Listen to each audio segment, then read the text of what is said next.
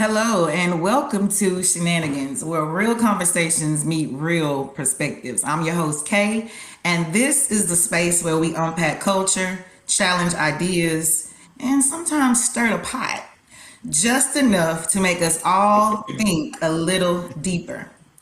Now, here's the thing about shenanigans. This isn't about winning arguments. It's really about hearing different perspectives, questioning what we think, questioning what we know, and having the kind of conversations people are already having behind closed doors. But we're bringing them to the table. Now, before we jump into tonight's conversation, you know how we do it here on Shenanigans.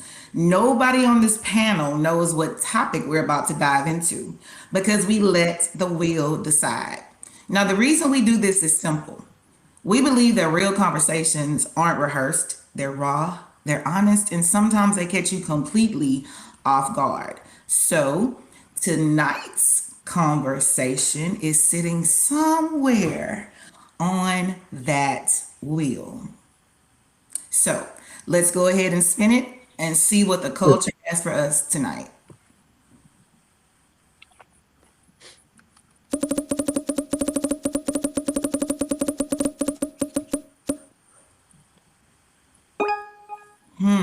Okay. Looks like the culture chose violence tonight with this one. So I want to poll my beautiful panel. Quick gut reaction. Good topic or dangerous topic? And the topic is therapy culture versus accountability. Are we healing or just learning new words to avoid responsibility? So just quick reaction from everybody. Good topic or dangerous topic? Nathaniel. Good. Because everybody Yeah, I think it's a avoiding good topic. responsibility.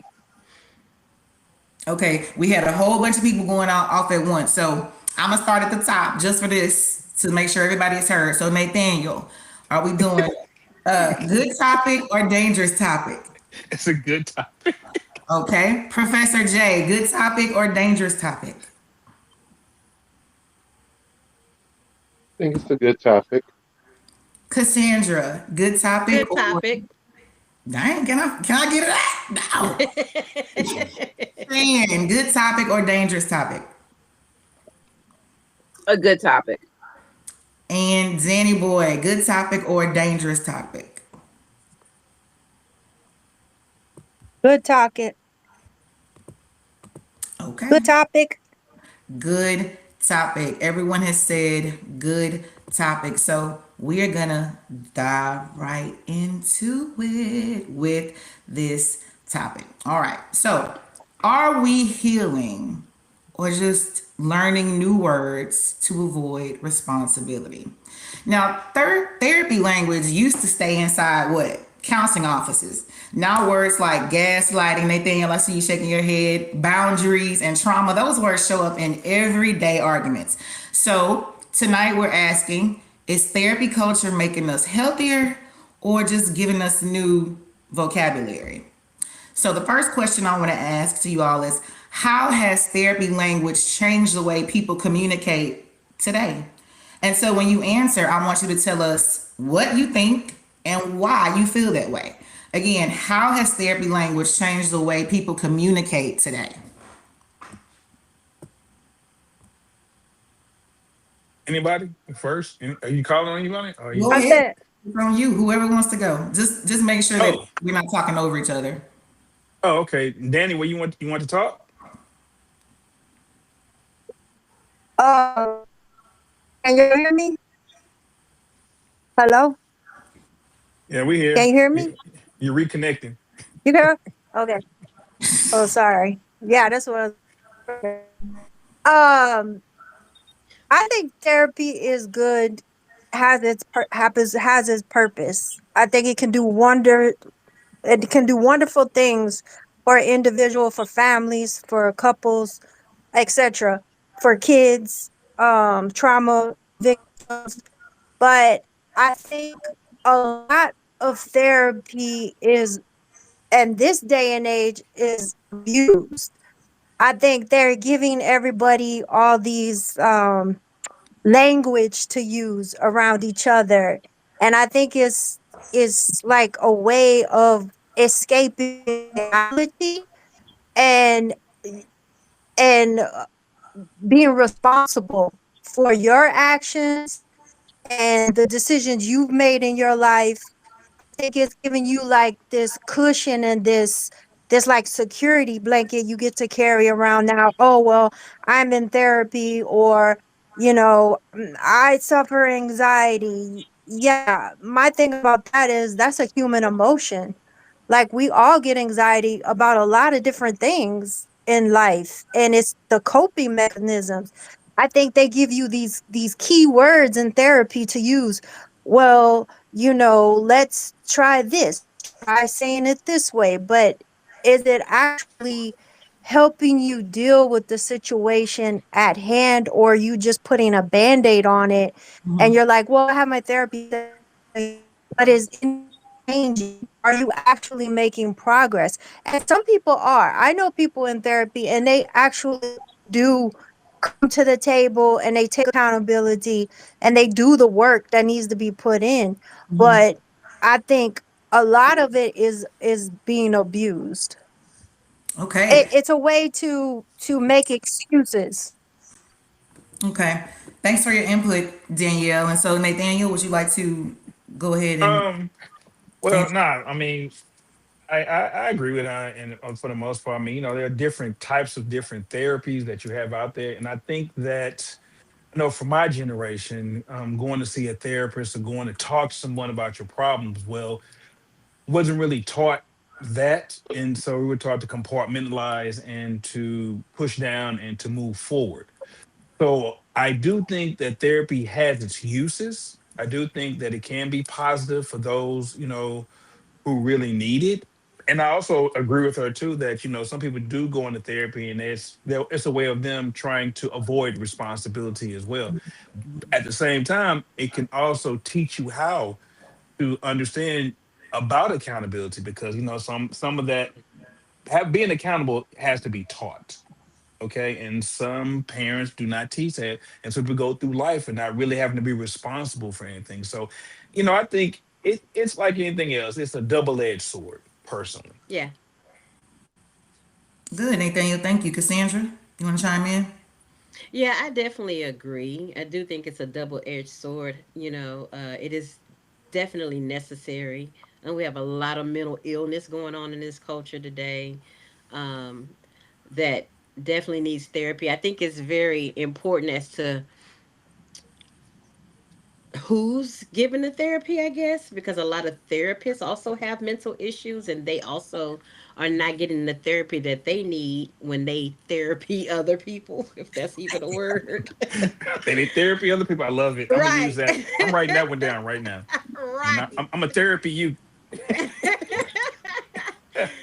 But I think that Yeah. it also causes people to become very fragile and not be able to handle situations because um the labels that are put in therapy are causing society to become very fragile. You can't, it's almost like you're walking on eggshells or you're tiptoeing around certain people because of certain words that are being played out or certain words that are being said. And so you really don't know how to speak now, when having a conversation with certain people. But I do think it's a good thing. It definitely is a good thing. Like like Nathaniel said, it's a two-edged sword. If you're not careful, it's good, but it can come back and bite you in the butt. Absolutely. And like Nathaniel mentioned, our generation, it wasn't no such thing as going to no therapy. You better Mhm. therapy your ass in that room and get over it. You know, Yeah. that's Yeah. that's what we were Right. told. Ain't nothing wrong with Hmm. you. You better pray your way through. Hmm. Right. Those are the things that we were Right. told. And so, over the last few years, as you were saying, Cassandra, mental health awareness has skyrocketed. It really has. And therapy is more Hmm. normalized than ever. And even social media is full of psychological language. So now I want to ask y'all this. Mm. Do you think it's more accepted now? And we all know the answer to this. I'm still going to ask you because I want to hear what you have to say. Do you think it's more accepted now than before? What? When you, Accept. What? When you say Go ahead. what? yeah, go ahead. Yeah, I think Sandy, we're gonna ask the same question. What do you What? mean Yeah. more accepted? Do Yeah. you think therapy in general is more Well, accepted now than before? oh well, I mean, it's more. I absolutely. think it's Yes. more. Go ahead, Sandra.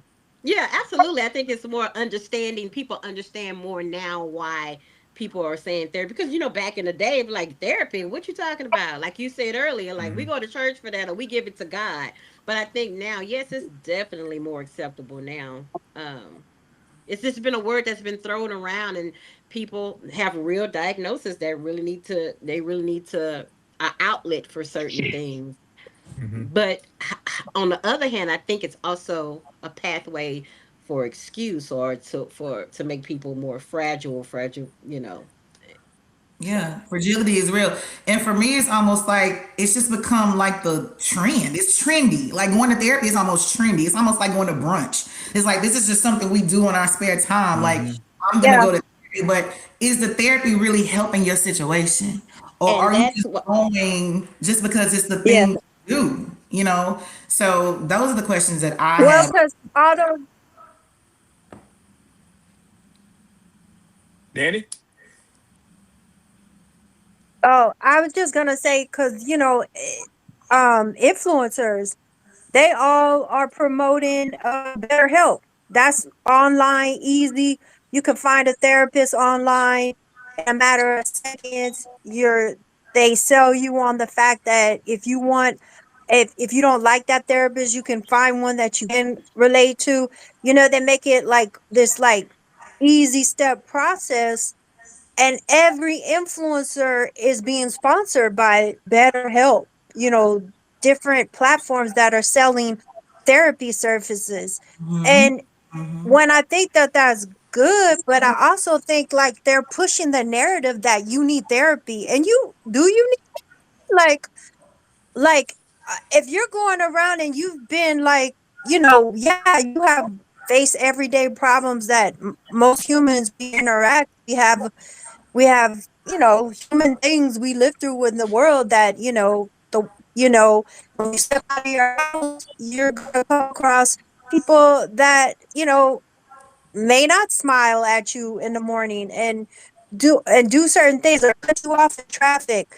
And then you have this influencer that you're watching and it's telling you, oh well, better help and you can go have this, and they may have real issues that they're going to a therapist for. But like I just feel like it's just being pushed down your throat.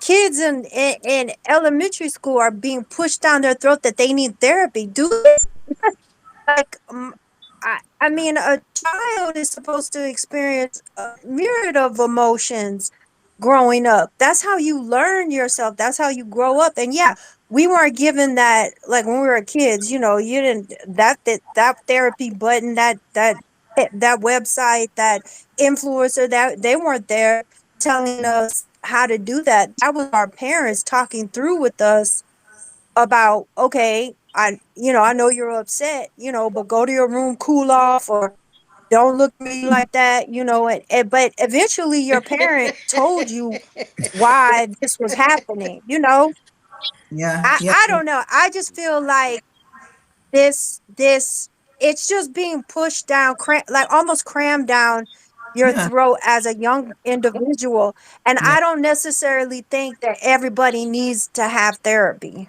Okay, That's Right. good. how I feel. Yeah, and I feel the same way. And again, you kind of put a pin in the social media part. So I want to stay there for a minute, and I want to talk about social media as in regards to therapy. And I want to hear from either Shan or Professor J. Do you think that social media is helping or hurting these conversations around therapy and who should have it and why you should have it? Social media, is it helping or hurting those conversations? Well, I mean, so let's just to be very, very transparent. I myself have been to therapy before, and I can remember thinking to myself, oh Lord, everybody gonna think I'm crazy because I'm going to therapy, and and all that sort of thing. Because again, our narrative, especially in our culture, has been, I don't need no therapy. I'm just gonna go to church. I'm gonna let Jesus fix it. and all that sort of thing. But to more directly answer your question, I can remember, first of all, I had a very, very, very good therapist. So that we continue to be friends to this day.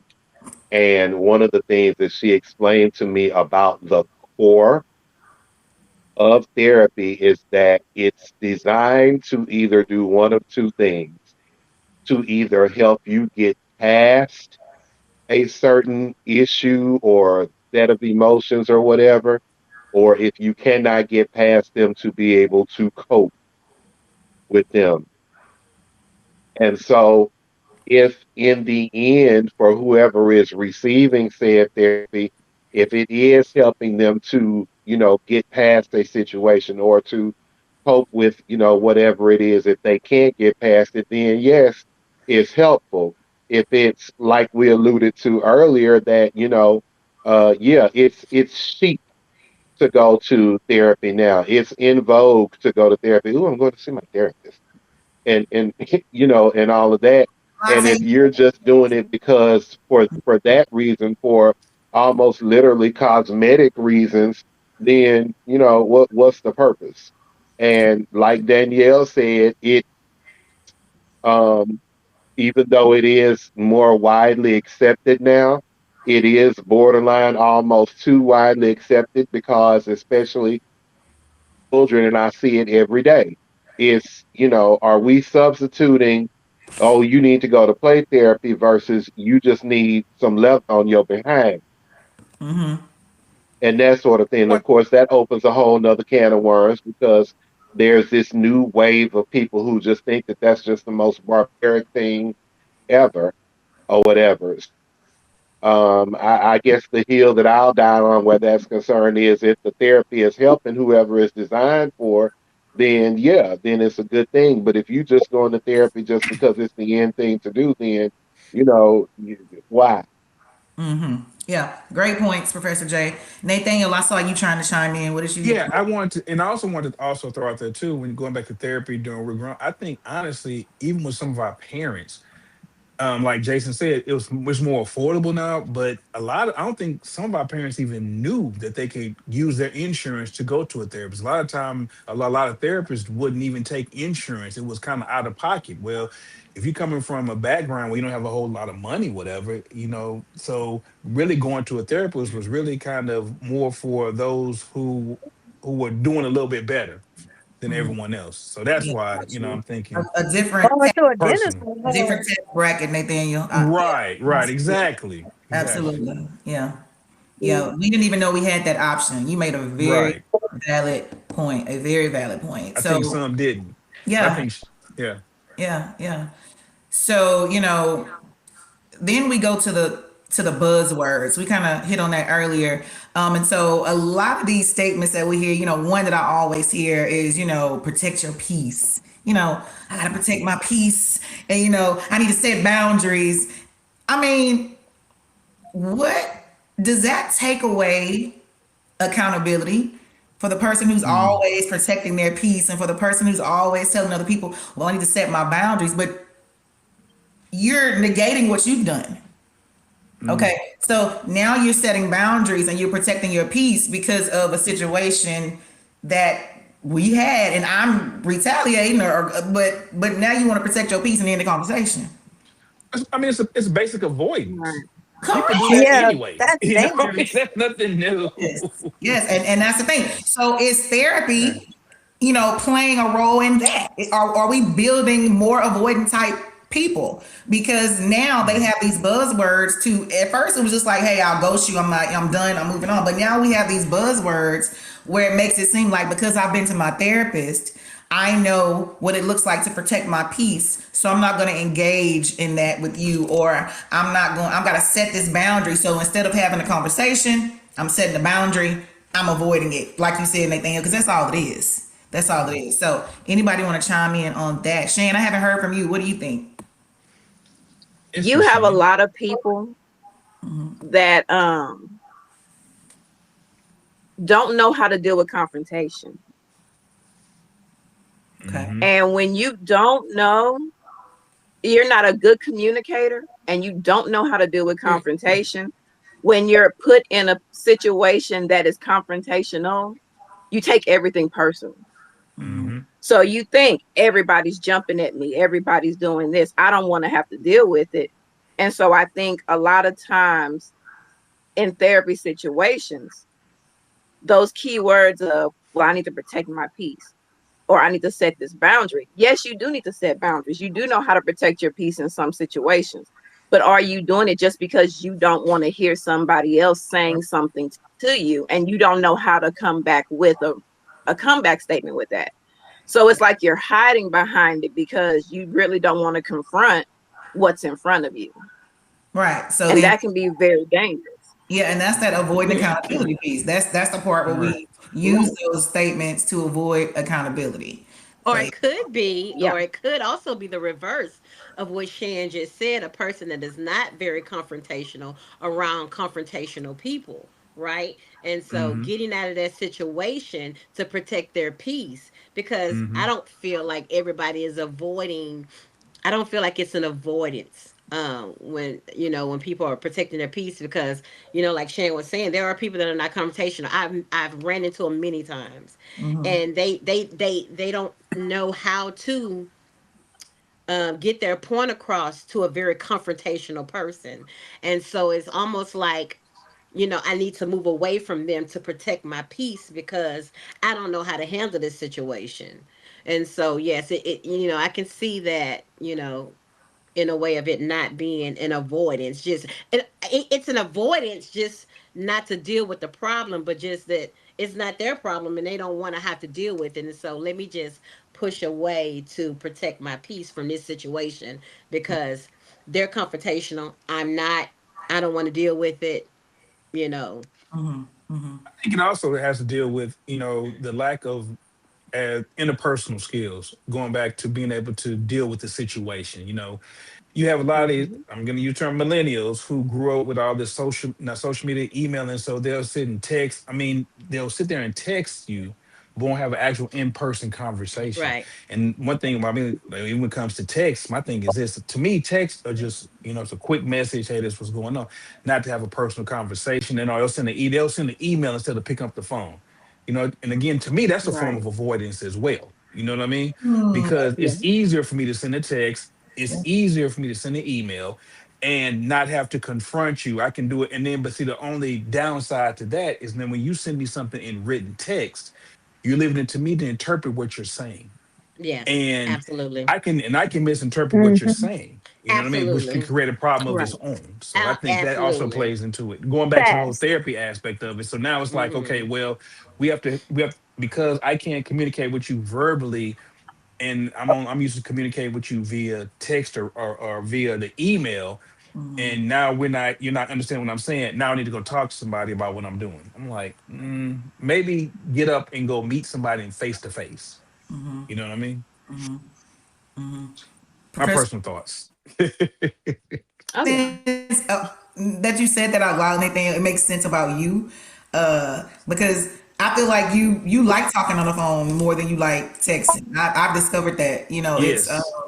and Stephanie is that way as well. And I can see your point. I can see your point because we know that text can be convoluted. You can't really tell, what a person really means through that. So that you make a great point with that. Does anybody else have anything to lend to that, Professor J? Not necessarily that, but another thing that I was thinking about, and I guess it could be avoidance too, that the terms that you said, it's just so it to me in this day and age, it just seems that everybody needs to protect their peace. Everybody needs to set boundaries. Everybody has a trigger. Everybody has some form of PTSD. And I'm like, okay, well, is the whole world crazy? Because, it just seems like everybody is using these terms and it lends itself to the whole topic of our discussion today about accountability. Are you really experiencing these situations or do you just not want to own your shit? And that's where I Mhm. am. That Well, it's You know, too and prevalent. again, it's just so much easier. Go Correct. ahead. I'm sorry. No, you. I was just agreeing with you. Oh, okay. Yeah, I mean, it's just so much easier to use one of those terms than to actually face up to whatever it is that you're trying to avoid or not face up to. Yeah, yeah, and I do see people doing that. Me, on the other hand, I feel like I can be confrontational, so I would never use these words to shun away a conversation or something like trying to protect my peace. No, no, you finna hear what I got to say.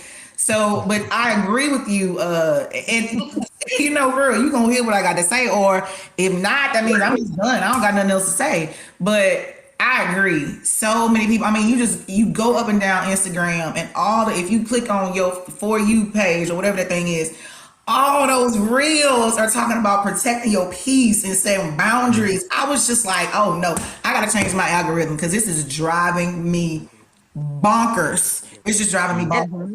and I think that really came into play when this whole becoming a coach, a life coach thing busted into bloom about 10 years ago. Everybody's a life coach. Oh, we can train you on how to be a life coach. Now everybody's a therapist. Everybody can teach you about your money. Everybody can teach you X, Y, and Z. And I'm just like, but them very people, you find that, they, even the couples that sit before a camera and they're like the perfect couple, and then the next thing you know, somebody dead because he didn't killed her, she didn't killed him, or you know.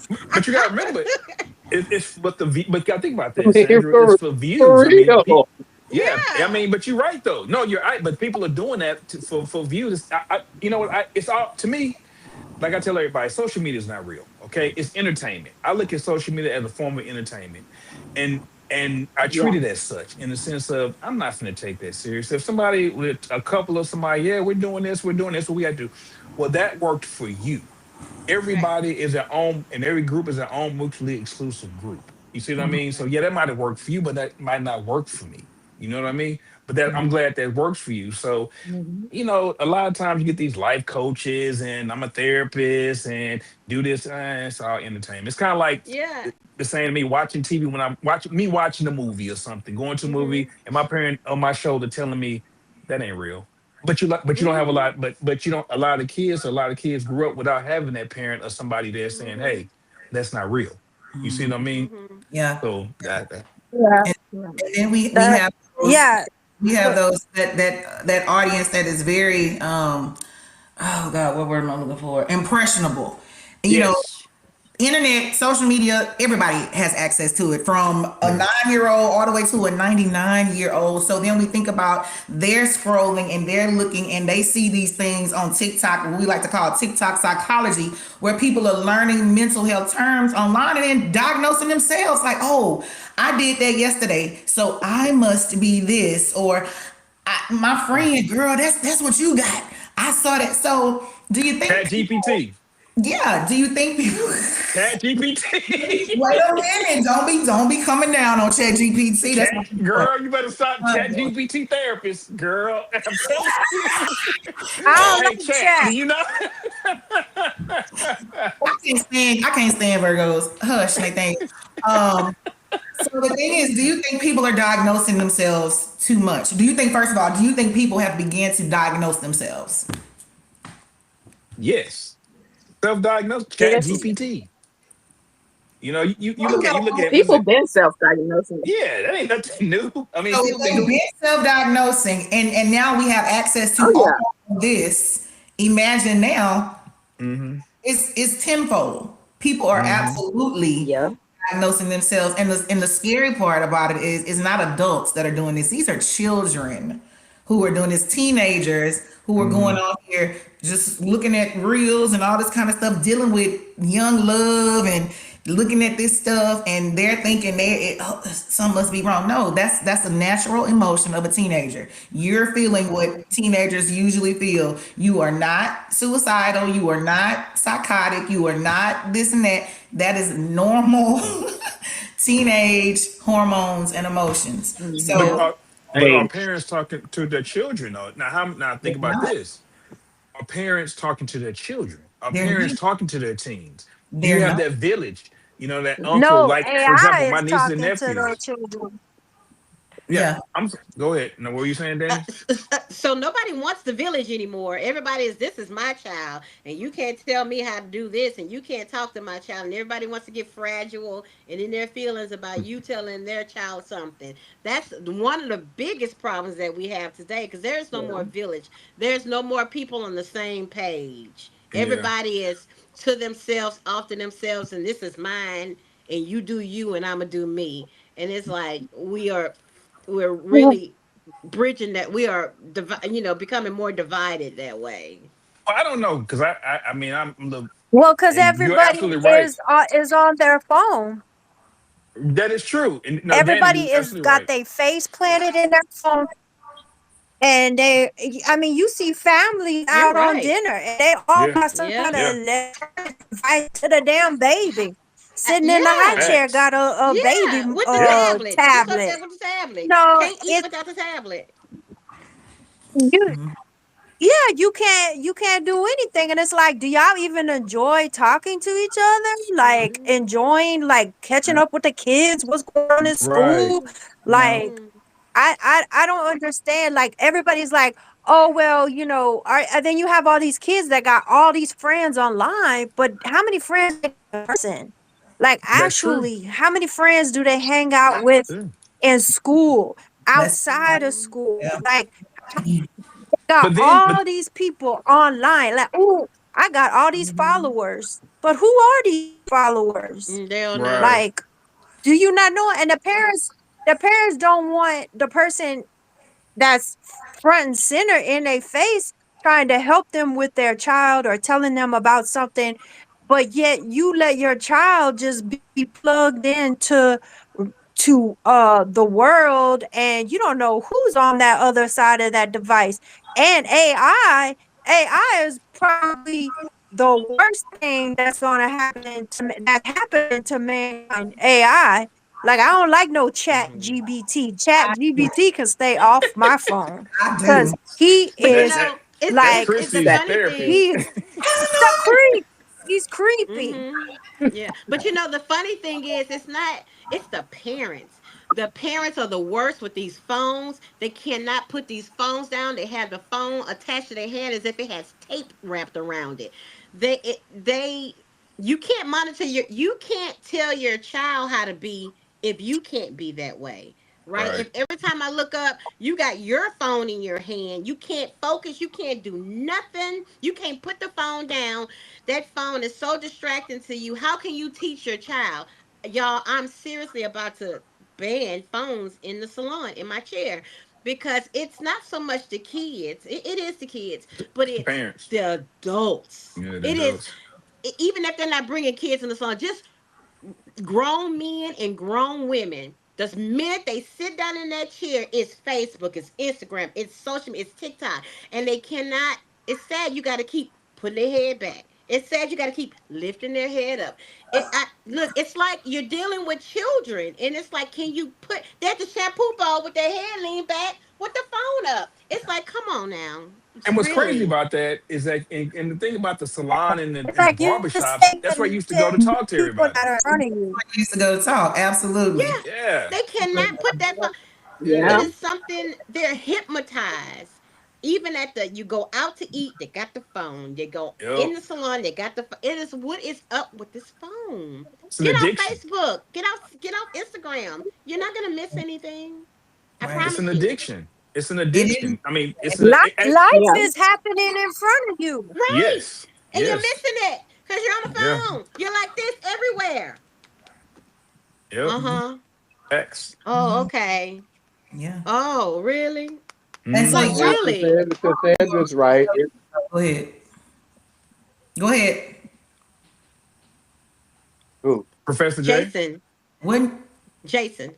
Cassandra is right because I mean, of course, y'all know I see it every day because I mean, we're at dismissal and little Johnny and little Sally, they running outside and they ready to jump up and hug mommy and daddy and all that kind of stuff. And the first thing they do is, here, give them the phone so Yeah. they can Come play a talk to me. game and all that. It's almost literally like or when we put them in the car, they tablet and all that. And I mean, the message there to me, and I've actually said this to parents, is I mean, so basically what you're telling your kid is your day was not important. Yeah. I do not care what Yep. you learned today. I'm not concerned about anything that went on with you today. Here, take Yeah, this. and Let this pacify you. what You used know, to get me and when I that's just such a cruel, vile message to send your kid instead of talking to them and asking them. When our thing, and I know this to be true for our generation, when we got home from school, the first thing our parents wanted to know is, "What'd you do in school today? What'd you What you learn about in school learn? today? Tell me What you what y'all learn? talked What you taught? about." Yep. And that sort Do of you thing. got homework? And these Yep. parents today don't give a flying fig they about what these kids, what their day was like, and don't. fact, shut up and play Right. Roblox. Right. Because the crazy part about it is, Professor Jay, when It's we very sad.